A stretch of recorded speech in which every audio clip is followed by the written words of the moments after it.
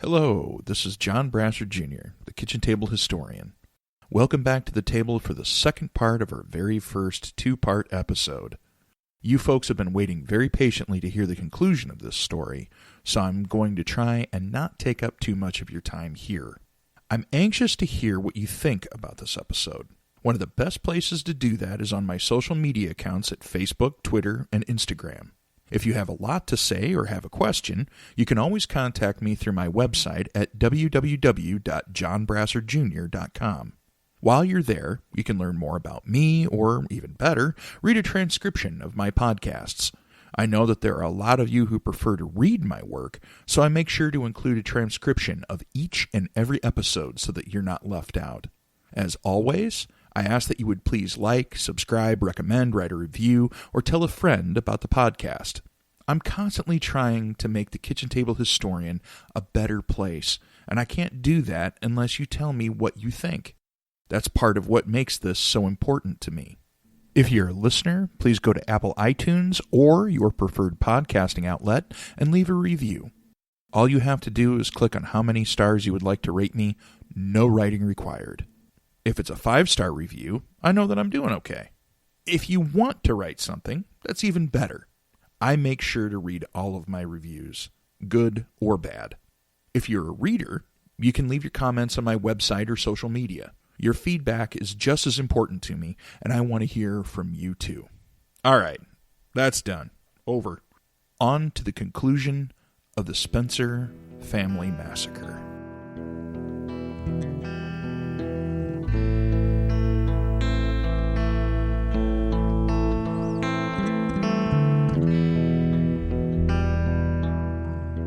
Most of us take our lives for granted.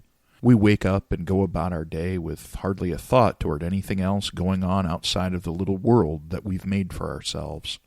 We worry about what's going on at work or school or in our social circles.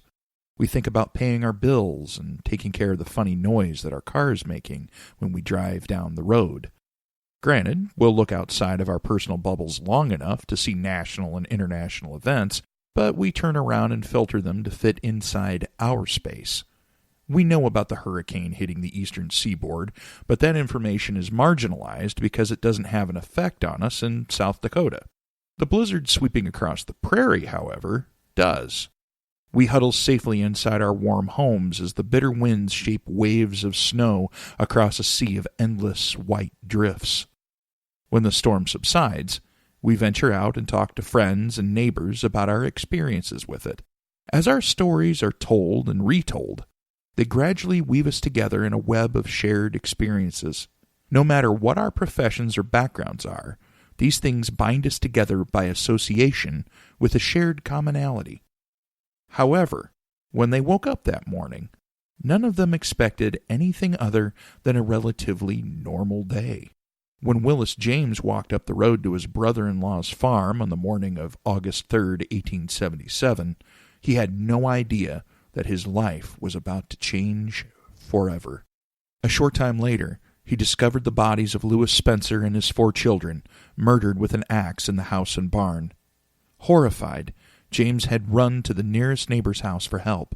They immediately went to the farm to see for themselves what had happened, unprepared for the charnel house that awaited within. 3 of the family was still alive, Lewis and his sons, Charlie and Willis, but they had succumbed to their wounds later that day. An investigation of the property and a subsequent coroner's inquest were held. While they tried their best, authorities could only reach a few definite conclusions. One was the motivation behind the murders: money. Lewis had been the treasurer for his township and was responsible for collecting taxes there.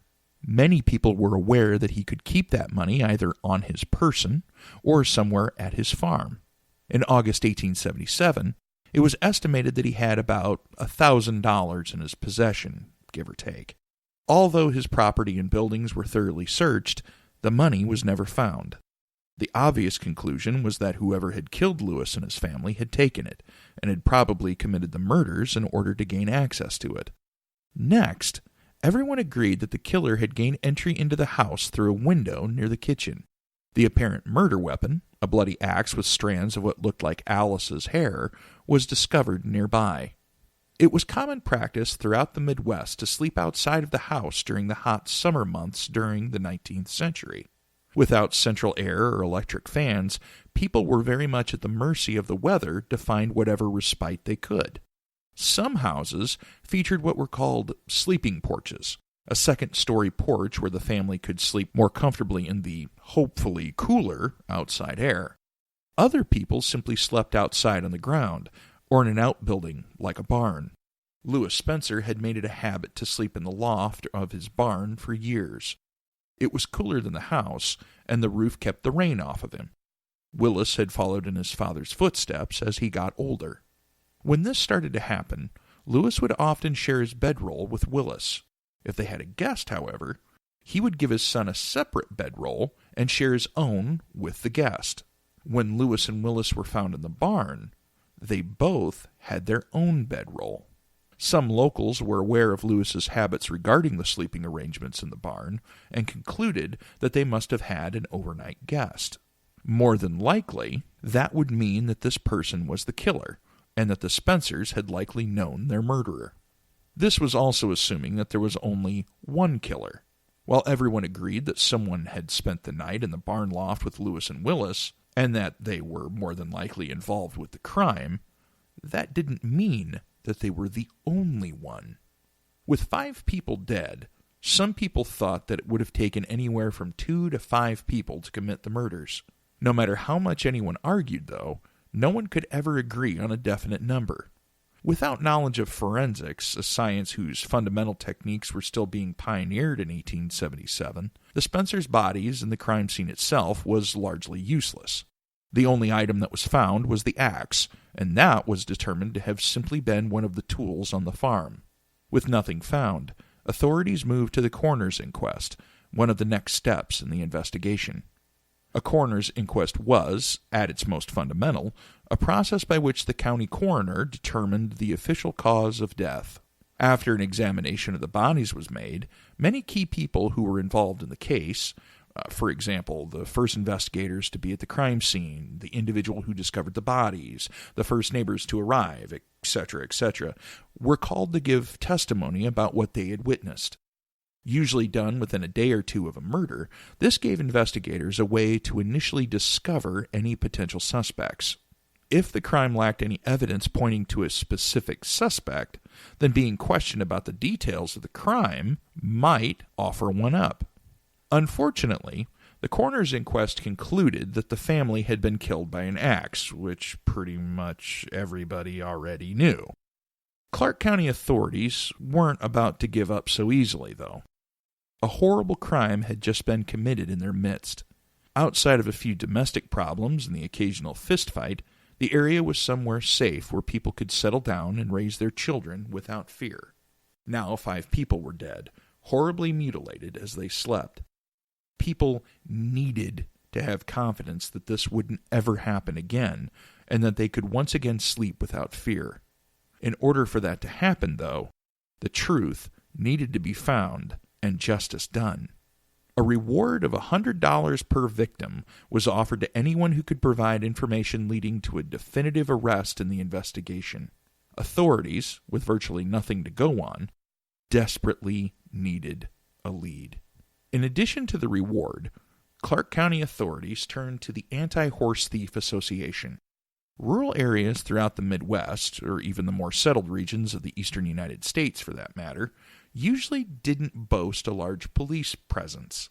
Usually it was either a single person, namely the sheriff, or it was only a handful of people, deputies, for example. These individuals were expected to enforce the laws over areas that could cover hundreds of square miles. Roads were often not very good and could be unreliable in poor weather, or in good weather for that matter. Any help authorities could get was usually welcomed. In 1863, the citizens of Clark County, in order to promote and enforce law enforcement in their area, founded the Anti-Horse Thief Association, or AHTA. They prided themselves on keeping their organization as legitimate as possible. Members were to assist the authorities and uphold the law. In that capacity, They would make sure to gather evidence against a person suspected or accused of a crime before they arrested them and took them to the sheriff.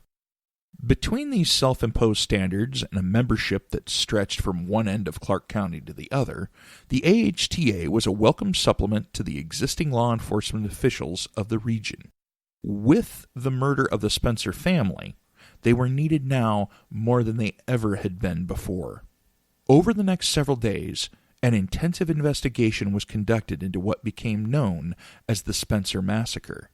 Without any evidence pointing at a specific subject, authorities essentially began sorting through anyone who even seemed vaguely suspicious. Several individuals were taken into custody and questioned, but all of them were later released. However, they did have one potential lead. A bloody handkerchief was found on the farm. When questioned, Willis James, Lewis's brother-in-law who had found the bodies, admitted that it had belonged to him. James, who worked as a farmhand on the Spencer farm, said that he had a nosebleed a few days prior and had used the handkerchief to clean up the blood. He had then either forgot it there on the tree or had deliberately left it. James also had some clothing with spots of blood on it, which he also claimed had come from the nosebleed. AHTA members took Willis James into custody for questioning. Some people already suspected that James was involved with the murder somehow. He was a trusted family member and an employee who would have known about the money and all of the family's habits. Now, even if James had accomplices, no one would ever think twice about him staying overnight at the farm. When everyone was asleep, he could have helped his conspirators murder the family and steal the $1,000 or so. James was forced to strip so that he could be examined for any wounds that he might have received during the murders. The next day, he was again questioned, but this time someone noticed that there was a blood stain on his shirt.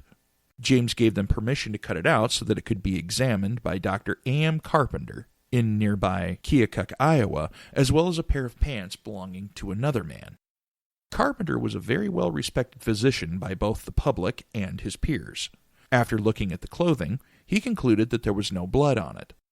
To further support his findings, Carpenter had the clothing sent to an equally well-respected colleague in Fort Madison, Iowa, Dr. J.J.M. Angier. Angier couldn't find any blood either. That September, a blood-stained hat belonging to Willis James was brought to Carpenter for testing. After examining it, he said that he believed that the blood was human. However, Carpenter apparently wanted a second opinion, so he sent pieces of the hat to Angier. Once again, Angier found no trace of blood on the garment. On October 6, 1877, Willis James was placed under arrest and put in the Clark County Jail. Indicted on a charge of first-degree murder, James stayed at the jail through the following April, when his trial finally began. The prosecution's case relied heavily on the alleged blood found on James' clothing and Dr. Carpenter's testimony. Their strategy started to turn sour, almost from the outset. The defense produced a witness who verified James's story about the handkerchief and the nosebleed, and that he held no ill feelings toward the Spencers. No other evidence presented could prove otherwise either. The prosecution's case was shattered entirely when a letter arrived at the courthouse, signed by both Dr. Carpenter and Dr. Angier, stating that they had both concluded that there wasn't enough evidence for them to definitively say that the blood found was human. The next day, the case was dismissed due to a lack of evidence. Willis James was a free man. It had been almost a year since the murder of the Spencer family, and the best suspect so far had just been acquitted of the crime. A few months later, a man named Frank Lane would set into motion events that would not only present a new suspect, but would spread an even darker stain across the history of Clark County, Missouri. In October 1878, Frank Lane arrived in Clark County. He said that he was a professional detective and asked to join the AHTA in order to utilize his skills in order to solve the slayings of the Spencer family. While hesitant at first, the AHTA eventually consented and Lane went to work. After spending some time harassing various people, he eventually settled on one individual, a widower named William Young. 41-year-old William Bill Young was a successful farmer whose wife, Mary, had just passed away a few years prior. Unfortunately, life still carries on, no matter how painful it can be. William still had a farm to run and 4 children to raise. He was going to need help to make things run smoothly. About a month after Mary died, he hired a woman named Laura Sprouse to be his housekeeper. She moved into the house and stayed with him for the next 2 years. At this point, things start to become complicated and more than a little murky. What we do know is that in January 1879, Sprouse quit her position and left the Young farm. The following month, she had made sworn accusations against her former employer, claiming that Young and 2 other accomplices had murdered the Spencers. At the beginning of the trial, the evidence presented against Young seemed fairly straightforward. In essence, Frank Lane claimed that he had been investigating another robbery case in the county that he believed Young was involved in. Eventually, he began to suspect that Young was also responsible for the Spencer murders. At that time, Young had been writing to an Ohio woman named Lydia Bray. Things had gradually taken a romantic turn, and he decided to go and discuss things further with her face-to-face in late 1878. When Lane was sure Bill had left, he and an associate, Walter Brown, went to the Young farm to talk to Laura Sprouse. Away from Young, Sprouse told the 2 men all she knew about Bill's alleged involvement with the Spencer murders. In March 1879, she recounted that information to county officials. Sprouse stated that she had seen Young in bloodstained clothing the morning after the Spencer murders. Later, she had rescued the overalls he had been wearing when he had attempted to burn them in a tree stump. Before he left to see Bray in Ohio, Sprouse claimed that Young had finally confessed to her what she had already suspected. He and a few others had murdered the Spencers and stolen the money. Bill Young was arrested on suspicion of murder and, like Willis James before him, placed into the Clark County Jail. Like Willis, Young would be kept there until October that year, when his trial officially began. The prosecution, relying heavily on Sprouse's testimony, contended that Young had conspired with 2 other individuals to rob the Spencers. Sprouse testified that she had heard the 3 of them talking about the crime and that he had later confessed the whole thing to her in private. He had threatened to kill her if she ever told anyone. Sprouse also claimed to have seen Young wearing blood-stained pants around the time of the murder and that he had attempted to burn them in a tree stump. She said that, while he wasn't looking, she ran over and snatched them out before they could be destroyed. All of this was made more plausible by the fact that Bill Young had already served prison time for committing second-degree murder in 1860, when he was in his early 20s. He and 3 other men had killed a man whom they had thought had stolen a horse. Young was sentenced to a relatively light 8-year term. Released in 1864, he had promptly returned home to his family in Clark County. Regardless of how law-abiding his behavior had been in the several years since then, his prior conviction still demonstrated that Young had the capacity to commit murder. The defense contended that Laura Sprouse had been bribed by Frank Lane to give her testimony. He had known that Walter Brown and Sprouse had been romantically involved when they were younger, and that Brown still held a lot of influence over her. With Brown's help, Lane had been able to convince Sprouse to go along with his scheme. Early in the course of the trial, Lane vanished. No one could find him, and people started to think that he had left the region entirely. One day, though, he was found on a road near Cahokia, the county seat of Clark County. He had been badly beaten, but recovered after a few days. Although the identity of the 3 individuals he claimed to have attacked him was never discovered, popular opinion demonstrated the deep rift that the murder trial had cleaved into the populace of Clark County. Some people believed that Lane was innocent and had been attacked by some of Young's friends in retaliation for the trial. Others believed that Lane was a fake and that the whole attack was a setup. Whatever the reason, Lane suggested that his assailants had stolen Young's bloody pants. While he couldn't say outright that they were responsible, he was clear on his claim that the last time he had seen them was shortly before he was attacked. Being unable to produce a key piece of evidence that had allegedly been in your possession was bad enough, but the prosecution was about to make Lane's life even more uncomfortable. In front of the assembled courtroom, Frank Lane was exposed as a fraud. His actual name was Daniel C. Slater, and he wasn't really a detective. Lane, or Slater, was an ex-convict who had just finished serving a prison sentence for forgery in Illinois. Regardless, this still didn't completely disprove the case that he had helped build against Young. The trial continued, with neither the prosecution or defense able to gain the upper hand. On October 25th, Young was found not guilty by a jury of his peers and finally released. His family was waiting for him, along with Lydia Bray, who had traveled from Ohio several months prior in order to support him. The two were madly in love, and Young and Bray decided that there was no better way to celebrate his acquittal than by tying the knot the following day. Afterwards, they took a short train ride to Keokuk, Iowa, to have a short honeymoon. While he had been found innocent, the dividing opinions about his guilt were still there. Many people thought that Young truly was innocent, and there were many others who were convinced of his guilt. One of the loudest critics of the acquittal was, not surprisingly, Frank Lane.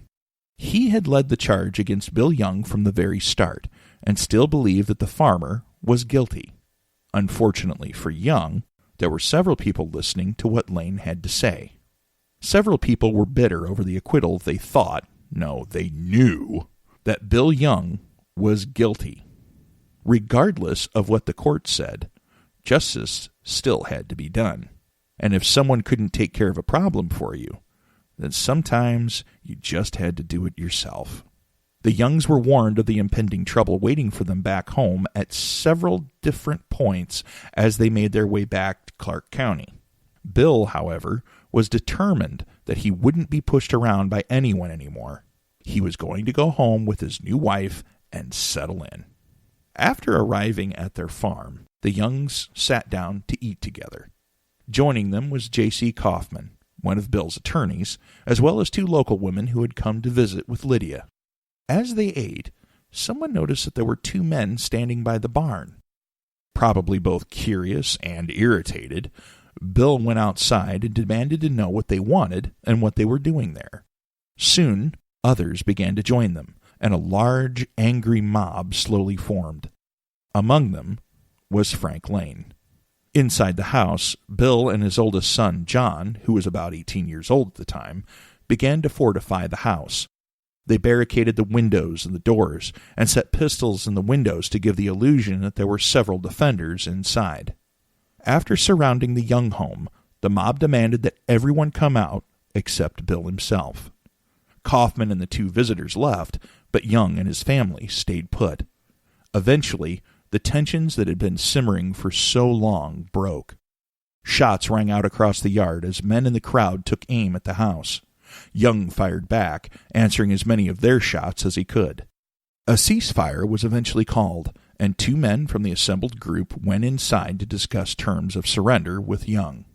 Bill agreed to pay all of his court costs incurred during the trial, and even said that he would take his family and leave Clark County. However, he was adamant that he would not confess to the Spencer murders. He said that he had nothing to confess to.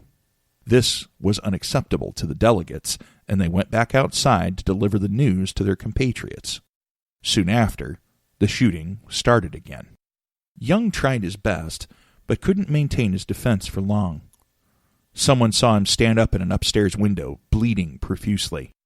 The mob then heard the Young children shouting that their father had been killed, and took that as their cue to rush the house. They burst inside and went upstairs, where they found Young lying on the floor, surrounded by his family. He had been shot 4 times, including in the neck, chest, and forearm. Some men came over and grabbed Bill, carried him down the stairs and out into the yard. Others took the family and locked them all into an upstairs bedroom. Accounts vary as to what exactly happened next. Some would later say that Bill Young confessed. Others claimed that he didn't. Either way, the end result was the same. After being stood up in a wagon, a noose was put around Bill Young's neck. The other end of the rope was attached to a heavy beam that ran across the top of a nearby gate. The wagon was removed, leaving Bill Young to hang until he was dead. Despite their clamoring for justice to be done in the murders of the Spencer family, No one in the mob was ever brought to justice for the hanging of Bill Young. Frank Lane, one of the chief instigators of the entire thing, was eventually arrested for his role in the hanging a few years later. Because of a legal technicality that was in his favor, however, authorities were forced to let him go. Lane quickly left the area and vanished into the mists of time. When most people woke up on October 26, 1879, they must have thought that they knew what justice was. Many had already made up their minds whether or not Bill Young was guilty or innocent, while some, regardless of what their opinion was, were content to move on with their lives. Others were not. Disgruntled and angry, they allowed themselves to be whipped into a homicidal frenzy. They had made up their minds that justice wasn't to get a confession from Bill Young. It was to see him swing at the end of a rope. That was the only justice that would satisfy them. Today, opinions still vary on whether he was innocent or guilty. Regardless of what our opinions may be, we can't change the past. It's fixed, no matter how much we may want to change it. When the Spencers went to bed the night of August 2nd, 1877, they no doubt believed that they would wake up the next day and carry on as they always had. When William Young woke up on the morning of October 26, 1879, he probably believed that the storm of his life had passed and he was going to get married and return to a normal life. 141 years later, what has become known as the Spencer family massacre is one of the oldest unsolved murders in Missouri history. William Young, officially acquitted of their murder, will still forever be linked to them in death.